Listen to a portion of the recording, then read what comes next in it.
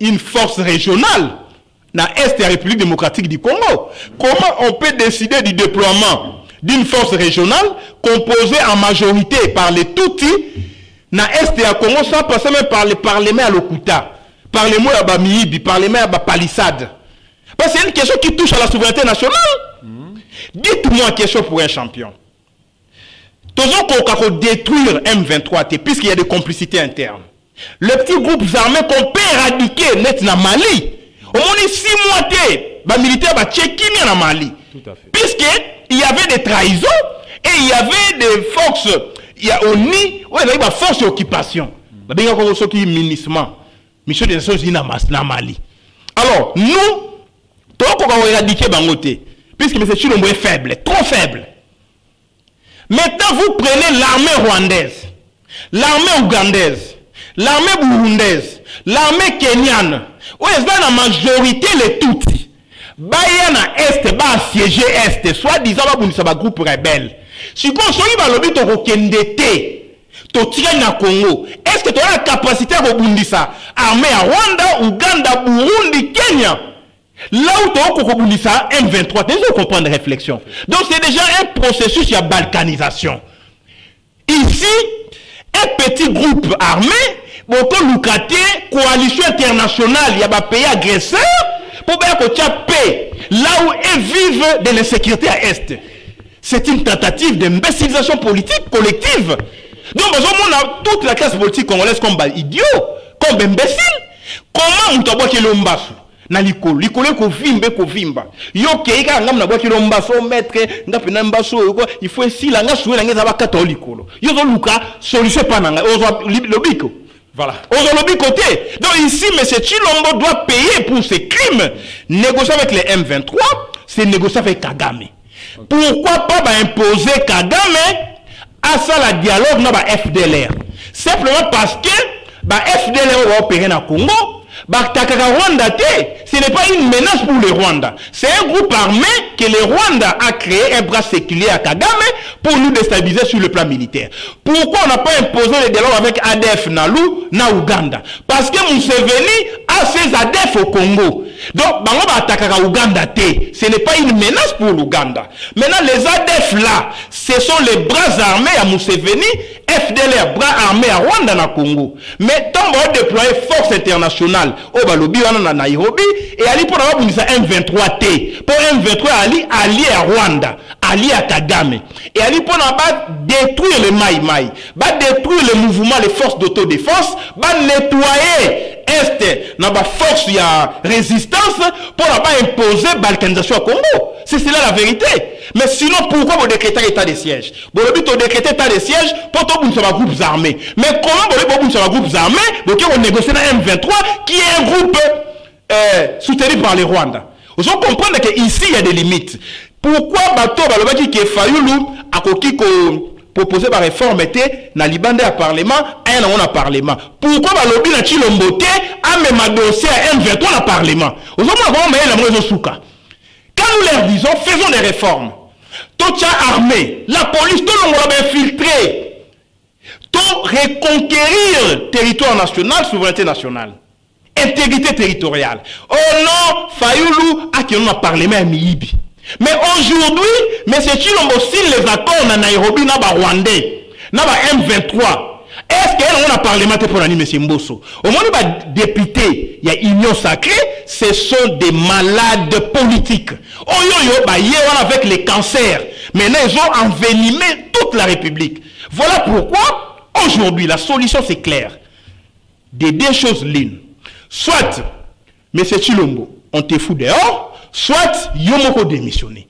Parce que ici, 2023 élection est athée. Quand on a émission. 2023 élection est athée. Tout ce qui se fait à l'Est, Bazo Luka va créer les éléments de langage. Comme M. Chilombo Ali na bilan T. Vous entendez? Maintenant, on va créer les éléments pour un bilan. Pour l'élection en 2024 ou 2025. Les éléments de langage vont créer les années. La stratégie rwandaise, nous avons des informations assez avancées là-dessus. Ça a une paix de façade. Au non 2023 balancer l'opération. Aux Hollande. Oh, traque un mouvement rebelle. Trappe un groupe armé. Moi, tout ça, élection a été. Et qu'on a même la fin de l'année. Et on soit une année. Moi, tout ça, élection a été. Après, on va imposer une paix de façade qui met à l'Okuta. Il y a semblant. M23, on va être sous ma cité. Groupe Talba Tabara, Red Tabara, ou à Burundi, vous êtes ma cité. FDLR ya Rwanda, vous êtes ma cité. ADF Nalu, vous êtes ma cité. Population Goma, Ituri, Beni, Botambola, Kimezongi, Chilombo, artisan de la paix. Allez, bazou élément à langage.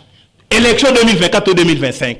Babimisien à Est, 90% a imposé paix. Mais en réalité, dès qu'il y a un deuxième mandat, va accélérer le processus de balkanisation, donc on a besoin d'être été. Il y a besoin sur le plan interne, le matière salaire va fonctionner à 30%. Mais ça budgétisé. Pourquoi nous avons le meilleur langage dans la campagne? Pourquoi justifier tricherie électorale? Voilà pourquoi il fallait leur dire non, monsieur. Donc l'élection a signé à Kadimate, cour constitutionnel à Kaloubate, armée à Rwanda, police à Ouganda, puisqu'il y a des mutualisations des forces à l'Est. Tout à fait. Quand il y a mutualisation des forces à l'Est, sur lequel l'élection, on va contrôler les bureaux de vote. Bah, vous allez non, puisque c'est eux qui contrôlent. Maître Nico. Donc, on va dire qu'ici, je vais chuter. Donc, M. Chilombo a décidé de vendre son âme au diable, qui est Kagame, et nous devons le considérer comme l'ennemi des Congolais. Tant qu'il est là, il n'y aura pas de paix durable. Non, tout ce que ça, il y a colmatage, il y a maquillage, pour ne pas justifier un semblant de paix, justifier tricherie électorale. Dans le deuxième mandat, bah, qu'on rejeter la poubelle à l'histoire et qu'on est Kateni et il n'aura que ses yeux pour plaire. Voilà, tu avertir, tu mettre en garde, mais c'est Chilombo, il faut la Simozo Ngamoto. Les réformes, oui. C'est lui, tu tiens à côté, cour constitutionnel, tu tiens à côté, armée, la police, tu salis à Congo. Maintenant, on ne te bat, puisqu'il n'a pas de bilan, on va les battre. Mais s'il refuse, comme Bando Betabson va siège à parti, nous allons appliquer l'article 64, puisqu'il a déjà refusé. Et il va partir, et il partira. Je vous l'ai dit, Chilombo va partir. Merci beaucoup, Naranti. Par rapport à sommet à Nairobi, moi, mécanisme, ok. Et à travers M. Valère, RDC n'est pas invité à la principal, na Kombo ya Maître Nico, ma yengele le président national à Congo. Normal, Maître Nico Maengele, qu'est-ce qui s'est passé dans le siège à SID avant-hier, Toyoki, qui est non manifestation, donc matinée politique, je ne sais pas, Ezaki Kuna, mais Toyoki m'a c'est bête. Présence d'abord à militaire Kuna Ezaki. Oui, tu déplorer ma blessé grave. Il y a aussi des morts. Dans la matinée, Salema a siège à SID avant-hier. Tout le monde y a une matinée pacifique, militaire décidé, membre à parti à présent, le président élu, ça qui n'a siège à parti matinée, mouvement citoyen peu qui ko épaulé bango, finalement ça qui sent pas vers le parlement pour l'année la membre ya loi électorale où ils a complot contre la République. Oh, mais c'est Chilombo alingi ba sa loi électorale taillé sur mesure, komakiwana commis to boy loi électorale taillé sur mesure, car on a ba papier kaka na maboko, bazana mandu kité, ba na nzetete, ba na kan même on a limoté. Alors la police ya M. Kassongo, la police ya M. Chilombo pour n'importe le bail police ya M. Kabila. Ba police, so moni police. Azo massacré ba politique, ya li police politique. Azo service ya régime, on to kolakango na soi-disant moto azo là te tofi à présent République on bien commandant suprême des forces armées et de la police. Alors so ba crime zo ça dans la police. Yo numéro 1 à la police. O landelito pesi motino de ba sambi ça va condamner yo no répondre na yango. Nde bato ya décidé ba congomane basala qui victime ya répression sanglante to moni na ba image ndenge la police est continue à siège décidé ba bouki porte ba beti ba gaz ba beti ba bombe lacrymogène, bêti massacre à balles réelles, on a violenté les filles, il y a un combattant qui a eu balle dans l'icolo, l'icolo boukani 2 fois, monsieur a eu balle dans tolo, monsieur a eu poignard dans moutou, monsieur a eu mokongo, monsieur a eu boko misapie longwe nyonso, makila, boko mona ba image, et puis, la silicité va jouer ba bendi, ba tche mona motuka ya ba peine, il y a eu 3 jeeps d'escadron mobile, 3 jeeps ya ba militaire. Liboso à siège, saccager, piller l'ordinateur, violenter, si jouer mon solo na siège décidé, jouer ordinateur, jouer imprimante. Donc, ils ont ça les man à plein centre-ville. À 0 mètre dans le palais du peuple, à 0 mètre dans le commissariat général à la police, ce qui a ordre été. Comment commissariat général de la police est allé parler du peuple? Bon, quand il y a au secours, tu vas Kangabatouana. Il Pékin. Non, le commissariat général. Oui. Et c'est qu'à Sirko Yalaki. C'est ça. La police est à Liwana. Parler du peuple, il y a commandé à parler du peuple. On a la sécurité, il y a site. Na parlé na martyr, il y a un commandant qui s'occupe de la sécurité à martyr. Et à quelque part, il y a pire. À quelque part, il y a pire. Ok. Si quoi, au monde que service union sera bakangi maboko. Et là, ici, ce sont les crimes d'État. C'est les régimes. Yoza mutamibeko. Ati oyo bandeko ya SID bapozaki to ba matinée politique na bango. Est-ce que mibeko zo reconnaître yango? Ati oyo bango bapozaki kolongwa na siège ya SID ko sala ma mini marche basala ki na kokende na parler du peuple. Mibeko lobi nini par rapport na yango? Est-ce que ba viola ki mibeko ou bien mibeko pesi bango nzela te? Non, ba violer mibeko à mon côté. Article 26, article 29, il y a constitué ça clair. Liberté de manifester. Tant que tu as utilisé le togo ya makolo, tu as la politique. Tant que tu as eu des personnes dans le parlement, tu as autorisation pas nani. Tant que tu as côté na salle, la plénière, tu as autorisation. D'abord, les plénières sont publiques. Les gens ne savent pas.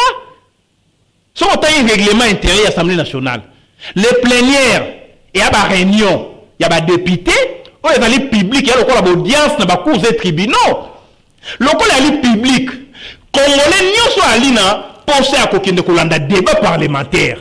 À kokendana siège à parlement, à côté à fandi de l'espace pour un peuple. Bato ba raté. Ce qui est public est ouvert à tout le monde. Local apprenez à public ba kei. Une dizaine, une vingtaine, une trentaine, bah, qui va compter parce que ça peut contenir même 500 personnes. Mais, bah, tu vas y avoir pamba. Bah, le bimino na quatre bon le dossier à parler à nini à loi électorale. Biso to boy loi électorale wana. Ma be ali wapi. Tant on te télémena qui loi électorale à cabinet en 2015. Vous voyez ba? Tout à fait. Bah, beta so masasi. To kufa. Mais tant qu'il y a na Sénat. Qui on a quatre to encercler libanda. Tolobi to lingi article 8 ité kenga lobi na longoli yango. OK? Pour peuple ana l'unique façon de manifester à l'inzela. Hormis la pétition. Oui, ça va méthode morte. Méthode active et ali la rue est faite pour le peuple. Mais maître Nicolas Racho Mukemaloba, qu'est-ce qui fait que tant tout le monde a bandé quoi IDPS n'a parlé du peuple autrefois tout le monde a baina kabunda beta même major un major il y a la police mbata. Mukolo musu tout le monde a botola na maboko a botola clé il y a grille à parler du peuple et pas un lieutenant na uniforme. Apesi hors de pas ba ouais IDPS ba kota ba mama banga basala ki faut na kati. Tout le monde mukolo musu FC ba militaire FCC na ya IDPS ba bunda na parler du peuple wana. Tout le monde a place général Kasson a ça ordre pour que ba traquer bango. Tout le monde n'a même pas place ba sambisa bango. Mais ce que ça ba structure mususu ça pose problème. Pourquoi deux poids deux mesures? Non, au bout deux poids deux mesures, il faut que tu aies 1000 poids 1000 mesures. Pour ba ka otangi et lekindelo. C'est la voilucration au sommet de l'État. Tout le monde a kabound dans ces idées parce que biso to ba cocktail molotov. C'est tout le but que no inde go inda. Tout ça ba voyou. Tout le monde a déclaré ces idées parce que ça so diamba, na tu chapa. Pourtant ndo buka bloc à batu. Nga ba tout manga y pas de fin, oui bien, très bien. On m'a incendié ma jeep. Oui bien réponse la police va faire ça ngai. L'État a ça irresponsable. Ici, Kasson est au service du mal, parce qu'il est au service d'un pouvoir où ils allaient parrainer dans Rwanda. Kasson, c'est le général que Kabila a laissé la ville à Kinshasa, non? Il a travaillé sous les ordres de Kabila. Il continue à travailler sous les ordres de M. Chilombo. Il y aura une pluie de plaintes. L'avantage pour nous en droit, c'est que quand les crimes sont salémis, il y a principe, il y a cristallisation des faits pénaux. Tu porter plainte à Tabako Samisangote.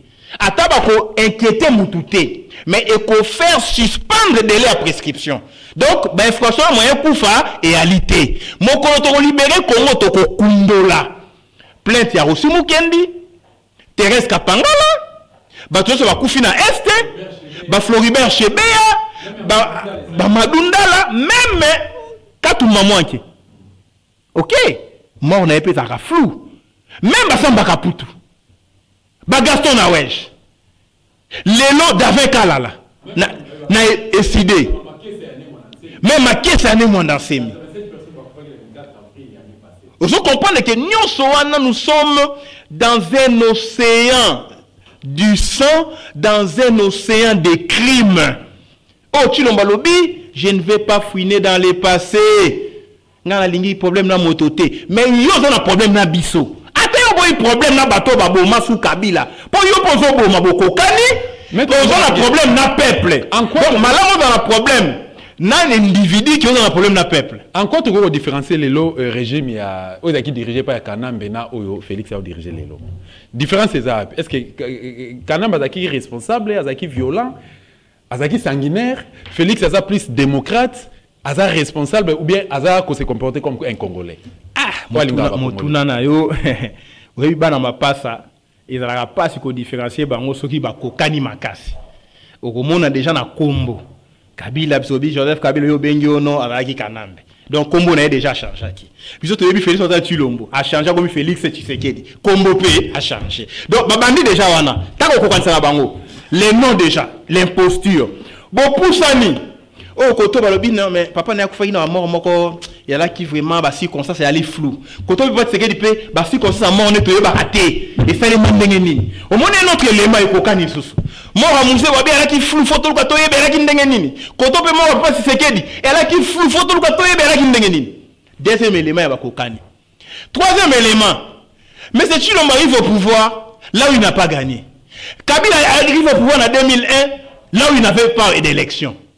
2006 a gagné, Tebemba gagné, à se maintenir en force. 2011 également. Mais c'est Tshilombo en 2018 a gagné, Kabila a biotika la mwana mai. Nde Kabunda lobaki, soko s'attaquer na Kabila, l'unité aussi sa mandat. Nde Kabila lobaki, avant Kabila nous on a beaucoup de tel côté na beaucoup de tikeli UDPS ngaité. Ozomona koto batikeli bokonzi, koto batikeli bokonzi. Koto azu bokonzi na makasi, koto azu bokonzi na makasi. Maintenant les mêmes causes produisant les mêmes effets. Il y aura des tueries, il y aura des massacres, il y aura l'insécurité à l'Est, tout ce qu'il y a. Maintenant, M. Tshilombo dépasse Kabila à l'englobant. C'est-à-dire, nous sommes Kabila non sala, il n'y a pas au salaire. Maintenant, comme on les cas, là où Kabila non bango qui est en Rwanda, na Moyo, qui est en Boutou, Tshilombo qui est en Moyo. Gank, Yankee, Oekouéya. Là où Kabila non bango, comme ça Kagame na Kinshasa, Tshilombo a dit, mon frère Yaka, je suis fils de Tshisekedi. Kagame a un parlement, il ne peut pas les maboko. Yonani, Ogoya Kagame. C'est que Kabila n'avait pas pu faire. Yona Lobi, il dépasse aujourd'hui Kabila à l'englobant. Kabila c'était un mal que nous avions combattu. Mais sous Kabila on n'a pas applaudi pour Kagame. Pire, n'a pas rapport ni au sérieux sur la mort à Mouzé. Kagame doit être. Mais Tshilombo les fait venir dans le mausolée à Mouzé. Tu t'imagines mon cher? Tshilombo les fait venir dans le mausolée à Mouzé. Tu t'imagines? Aïe, ti dans le mausolée à Mouzé, il y a tapis rouge s'il vous plaît. C'est que Kabila n'a pas pu faire. Tolobi, Rwandais est quoi dans le Congo? Bon, qui va exploiter, ils vont contrôler, ils vont infiltrer, ils vont avoir des boya. Bocha siège na bino na Goma et comme aéroport international rwandais. Tshilombo to salionini pour te mériter biloko s'il vous plaît. Là où Kabila a tika Rwanda a exploité par groupes armés interposés, tout bunda Nations Unies condamné, to bundi wabi mapping Rwanda agressé biso, Tshilombo ya lobi na quoi appliquer rapport mapping T. Je vais avoir la paix avec tout le monde. Il ne faut pas fouiner dans les passés. Là où Rwanda est derrière les groupes armés, Tshilombo sali accord commercial na Rwanda. Exploiter or ya Nord Kivu, or ya Maniema, barafina on a Rwanda. Mais tout ça lioni mais c'est Tshilombo. Là où Kagame en est concaté. Aujourd'hui Kagame vient au Congo officiellement mutualisation des polices, mutualisation des forces. Et puis je n'a comparé on devant les deux tableaux noirs. Au monde où ils sont noirs ou ils sont noirs. Donc bangomi balé bali n'a pas même tard. Et ici la solution c'est simple. Notre peuple bon on a bloqué pas moi n'a pas Tshisekedi. Toi c'est d'accord faire le testament du Congo et c'est la famille Tshisekedi. Bataille de peste dans la 5 ans bozu musalate. Bo souffrir. Bozo quand ça va na kila sa malonga te. Bozo liate. Total à Congo. Pour Congo so e katani lelo. Lobby tozanga place oyo kokunda bandeko na biso. So to bundela mabele et ali pour mabele ya mbaka nzoto na biso so to wei mais o Chilombo sali pire Uganda aya ko tongela biso banzela na este chef ya armée terrestre ya Uganda lobi na après au refa na Congo soki des présidents na ngai bandini a cité Chilombo na Kagame na Museveni pardon. Donc ici je vais citer Ndeko tant au Rwanda ça ba village moderne totele mina on a yo au dénoncer le Rwanda Ndeko bobo ça na raté bobo ça na raté bo sali sujet bobo sali l'histoire reste l'histoire et d'après l'histoire c'est l'actualité toujours tant au Rwanda bino ça la village moderne je vais financer batonga na Nirangongo oyebi totele tolobi Chilombo yo quitté ba créer site ya Nirangongo ba benga ngo site Mama Denise Nyakero avec 5500 parcelles le Rwanda lobi nini azo so ba migrants islamistes na Grande-Bretagne aya na bango na Rwanda là où il y a pas d'espace mais au Congo il y a déjà un village moderne. Vous comprenez suite il y a succession d'événements. Bref, M. Chilombo a trahi sa place normalement. Il a son sommet étaté, il faut attirer à degré ou des forces. Merci donc beaucoup. j'en appelle à mon peuple à se mobiliser comme un seul homme face à la montée. Il y a idiotie politique au sommet de l'État, puisque ici, négocier avec les agresseurs, leur donner notre terre, nos richesses, nos matières premières, c'est pire que la mort. Merci beaucoup, Maître Nico. Tu as consommé ta réglementaire, tu as dépassé même, tu as débordé pour une explicité. Mais tu as une rubrique moko responsable dans l'émission Valère et Descente de imposa. On répond par oui ou non. Voilà. Je vais passer une minute pour tout ça. Maître Nico Maïngue, le président national du Congo normal, un résistant, digne de ses noms. Est-ce que vous êtes d'accord que le pays va très mal? Oui. Est-ce que vous êtes d'accord que les Congolais vont vivre l'élo na misère na kati ya mboka na ye? Oui. Est-ce que vous êtes d'accord que le budget à RDC va servir kaka ba institution? Oui. Vous êtes d'accord que Chilombo gère très mal ces pays? Oui. Vous êtes d'accord que la RDC est occupée? Oui. Banan baza va facilitateur occupation. Chilombo, Kabila, Kagame, Ndebakter, Museveni, Rwanda, Burundi. Voilà, vous êtes d'accord que le Parlement et la RDC est occupé? Absolument, oui. Pourquoi il y a deux noms au Baza CG au Baza Congolais? Non, c'est pas intéressant. Des mouquets. Bah, belle majorité. Belle écoute, bah, changer, vous êtes d'accord que ambassadeur, bah, Rwandais, bah, ministre, bah, Rwandais, bah, Ougandais, bah, Burundais, bah, Américain, tout le monde est dedans. C'est une pourriture politique, c'est parlement. Vous êtes d'accord que l'armée, la police et la RDC est infiltrée et pas bah, paya? Oui. Na ba poste à commandement. Oui. Est-ce que vous garantir bah Congolais les que Congo vous a libéré? Espoir est ali. Espoir est ali puisque le peuple est plus puissant qu'une bombe atomique. Voilà, en 2023 na maloba no loba que élection vous a laté. Est-ce que au côté le mito ba Congolais parce que préparer pour une élection ou une révolution? Na élection, na révolution résulté à mon corps libération Congo. Élection ko même la libération. Merci il faut que la question électorale peut libérer le pays en revendiquant sa souveraineté électorale. Merci donc, beaucoup. Ce qui importe, c'est la libération du Congo. Merci beaucoup. Si l'élection est salémi, tu bengani bango tu revendiquer libération. Si c'est salémité, tu bengani bango tu revendiquer notre pays. Donc, des deux choses lignes, mais les résultats est le même. Merci. La libération du Congo qui passe par le départ de M. Chilombo et de son système. Le système doit être effacé. Le système basé sur la corruption, l'occupation, le fait de considérer Kagame comme un frère alors que c'est un diable que nous devons juger. Kagame, on peut l'arrêter. En un jour, tu as gagné la Rwanda, tu s'ambitier. Mais Kagame ne représente rien, a profité de la trahison interne.